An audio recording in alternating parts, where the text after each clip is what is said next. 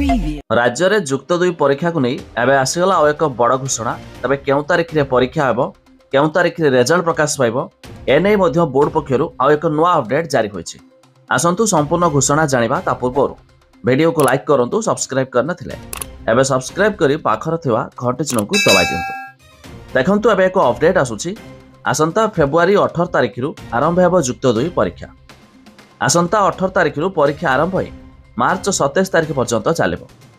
तबे जुक्त 2 परीक्षा नहीं प्रेसमिट करिछि सीएचएससी। दिन 10 टारू परीक्षा आरंभ होई अपराह्न 1टा जाए चलिबो। तबे 1276 सेंटर रे परीक्षा देबे 3,96,618 परीक्षार्थी। अन्यपटे दिव्यांग मानक पई 4 घंटार अवधि रहिबो परीक्षा। सब सेंटर रे सीसीटीवी व्यवस्था होइछि।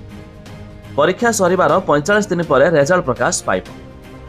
परीक्षा को नहीं जो माने गुजब सृष्टि करिवे सेमानक विरोध में कड़ा कार्यानुष्ठान नियाजिबो। खरा को दृष्टि रखी परीक्षा केन्द्र में व्यापक व्यवस्था रहिबो। सब परीक्षा केन्द्र में पीवा पानी व्यवस्था करा जायछि। सेहिपरि सब सेंटर रे लागिबो सीसीटीवी कैमेरा। तबे परीक्षा सुरखुरु परिचालना पई व्यापक व्यवस्था करा जायछि। प्रश्नपत्र लीक को रोकिया पई अंटा भिड़िछि सीएचएससी। 5 स्तरीय स्क्वाड परीक्षा व्यवस्था को तदारक करिवे। सूचना अनुसार फेब्रुआरी 18 रु आरंभ होगाकु थिबा जुक्त 2 थियोरी परीक्षा पई चलित वर्ष 2टी पर्यायर प्रश्नपत्र और उत्तर खाता गुड़िक परीक्षा परिचालना हब को पठाजिबो।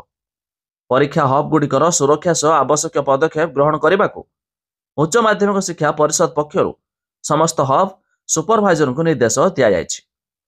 एथर हब संख्या 205 को वृद्धि होइछि। सेथि मध्यरु 204टी जुक्त 2 कॉलेज तथा माध्यमिक विद्यालय स्वयंशासित कॉलेज विश्वविद्यालय होइथिया बेले गोटे सब ट्रेजरी को हब भावे चिन्हट कराଯାଇଛି।